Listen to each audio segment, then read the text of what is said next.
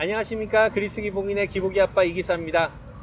우리가 잘 몰랐던 그리스 이야기, 그 오늘의 첫 번째 주제는 서양 철학의 아버지 소크라테스입니다. 자, 이 책은 베터니 휴즈가 쓴 아테네의 변명이라는 책입니다. 재미와 더불어서 기원전 5세기 우리 소크라테스가 살았던 당시의 시대 배경을 잘 그려내고 있기 때문에 직접 아테네로 관광 오시는 분들께 제가 강력히 추천해드리는 책 중 하나인데요. 제가 이 책을 다시 읽으면서 재미있는 책의 실수를 하나 발견했습니다. 바로 소크라테스의 감옥에 관한 부분입니다.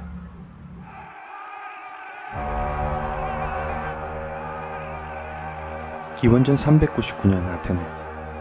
당시 아테네는 짧았던 영광을 뒤로한 채 전염병 그리고 펠로폰네소스 전쟁의 패배로 인한 절망적인 시대였습니다.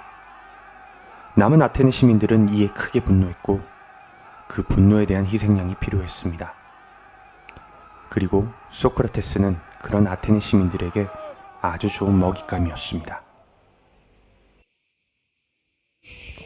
70세의 고령의 나이로 신을 모독한 죄, 그리고 아테네의 젊은이들을 타락시킨 죄목으로 기소되어 두 번의 재판을 받게 된 소크라테스. 소크라테스는 이 두 번의 재판 끝에 사형을 선고받고 감옥에 수감되어지게 됩니다. 이 책에서도 이 소크라테스가 수감되어졌던 감옥의 위치에 대해서 언급하는 부분들을 볼 수 있는데요. 이렇게 고대 아고라 지도가 표시되어 있고요. 그와 더불어서 이곳이 소크라테스가 있었을 거라고 추정되어진다는 이야기도 볼 수가 있습니다. 아고라에는 감옥도 있었다. 감옥은 지저분한 공업지대에 있었다. 땀 흘리며 망치를 내려치면서 대리석을 다듬는 일꾼들 옆에 팽창하는 다국적 제국주의 도시 아테네는 당분간 감금해두어야 하는 사람들을 가뒀다. 이 책의 내용과 첨부된 고대 아고라 지도는 분명 감옥의 위치를 아고라의 남서쪽, 즉 공업지대를 가리키고 있습니다. 하지만 문제가 되는 73페이지를 보게 되면 첨부된 사진이 한 장 있는데요. 이렇게 소크라테스가 수감되었을 거라 추측되는 아고라의 감옥이라고 적혀 있습니다. 이 고대 아고라 지도와 또 감옥의 사진, 책에 나온 이 두 곳의 위치는 서로 다른 곳에 위치하고 있습니다. 먼저 결론부터 말씀드리면 책의 저자인 베터니 휴즈가 사진을 잘못 첨부한 것인데요.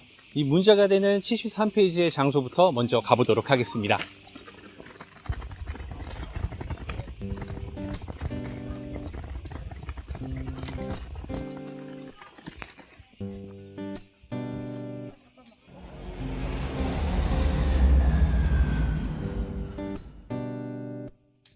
당시 민중의회 자리였던 푸닉스 언덕에서 얼마 떨어지지 않은 곳에 위치한 인공동굴. 현재도 이곳은 많은 사람들에게 소크라테스의 감옥이라고 기억되고 있습니다. 아테네에서는 잘 볼 수 없는 소나무 숲에 둘러싸인 이 운치 있는 동굴. 정말이지 소크라테스가 그의 마지막을 기다렸던 장소라고 생각되기에 안성맞춤인 곳입니다. 이렇게 그리스 정부에서는 소크라테스의 감옥이라고 안내 표지판을 해놨습니다.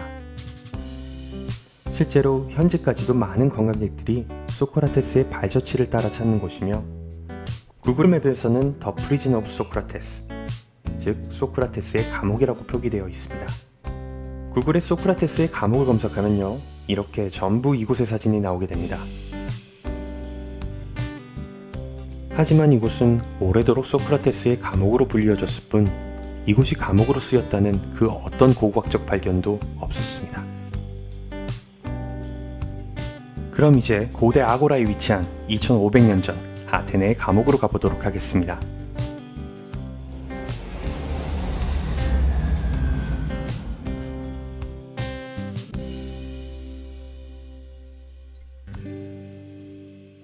당시 석공들이 일하던 아고라 남서쪽의 공업지대, 바로 이곳에서 감옥 형태의 건물터가 발견되었습니다.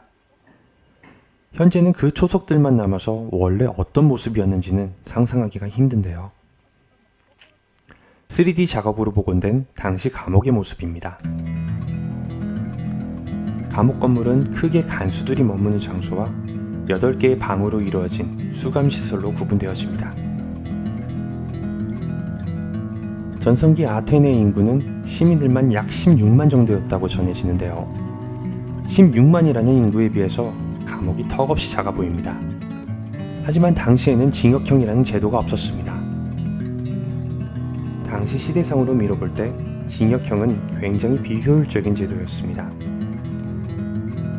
그렇기에 감옥의 역할은 형을 집행하기까지 피고인들을 잠시 잡아두는 역할을 했던 곳일 뿐이었습니다.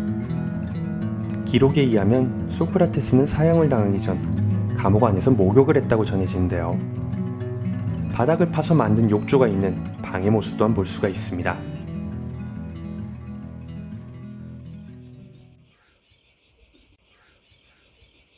(1949년) 이곳이 처음 발견됐던 당시에는요, 공공 건물로 추정되어질 뿐 그다지 큰 주목을 받지 못하던 곳이었습니다.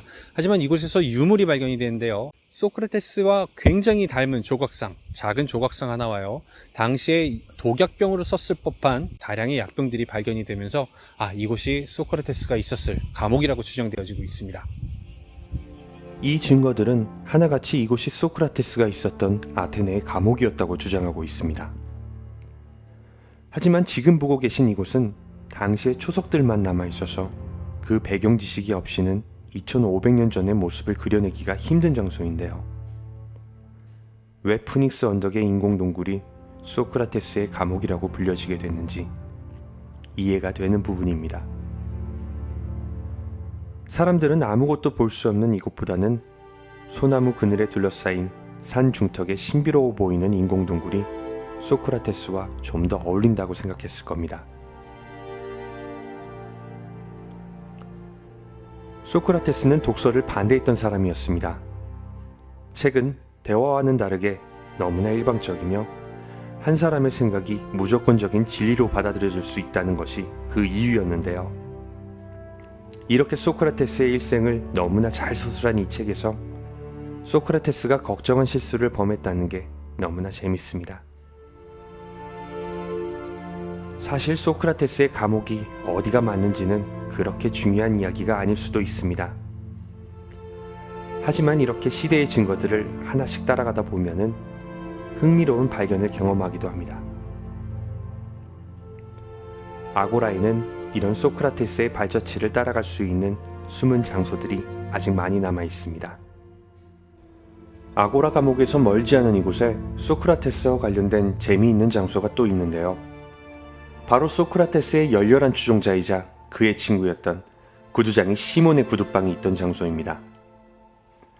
이곳에서는 구두를 제작할 때 쓰던 많은 양의 못들, 그리고 시몬이라고 적힌 도기 파편이 발견이 됩니다. 모두 소크라테스가 활동하던 기원전 5세기경의 유물로 판명되었고, 이로써 이곳이 소크라테스의 친구이자 제자인 구두장이 시몬의 집일 것이라고 추정되어지고 있습니다. 기록에 의하면 소크라테스는 이곳 시몬의 구두방에서 아테네의 젊은이들과 몇 시간씩 이야기를 나누며 토론을 했다고 합니다. 일찍부터 소크라테스를 열정적으로 추종했던 시몬은 자신의 공방에서 벌어지던 이 토론의 내용을 33권의 책으로 남겨두었습니다. 안타깝게도 시몬이 남긴 이 책들은 모두 소실되어 그 자세한 내용은 알 수 없지만요, 이곳에서 일어난 재미있는 일화들은 아직 남아 있습니다. 소크라테스가 시몬을 방문할 때 알키비아데스가 동행했다. 그들이 시몬의 집에 도착하여 안으로 들어가려 하자 알키비아데스가 머뭇거렸다. 그러자 소크라테스가 물었다. 그대는 여기에 있는 구두장이를 경멸하는가? 알키비아데스는 지체 높은 귀족이기에 그렇다고 시인하지 않을 수가 없었다. 이에 소크라테스가 답했다. 아테네 시민은 전체가 하나의 시민이다. 만일 그대가 이 한 사람을 경멸한다면 그대는 전체 아테네 시민을 경멸하는 셈이다.